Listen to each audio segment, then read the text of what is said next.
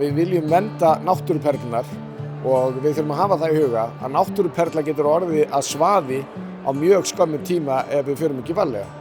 Við getum ekki gert þetta nema í góðu samtali og samvinnu við ferðaþjónustuna og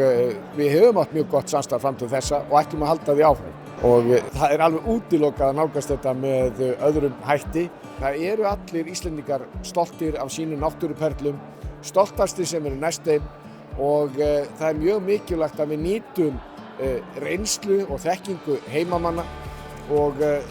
það sé svona grunnurinn að þeirri uppbyggingu sem verður að vera og það eilífðarmál að bæði að viðhalda náttúrunni og þar af leiðandi upplifuninni en sömuleiðis að segja fólki frá því að það gott að koma til Íslands og það eilífðarmál að sjá til þess að gestirnir sem hingað koma að þeir njóti sín bæði innlendir og erlendir ferðast um landið og komi glaðir heim og hafi góða sögu að segja.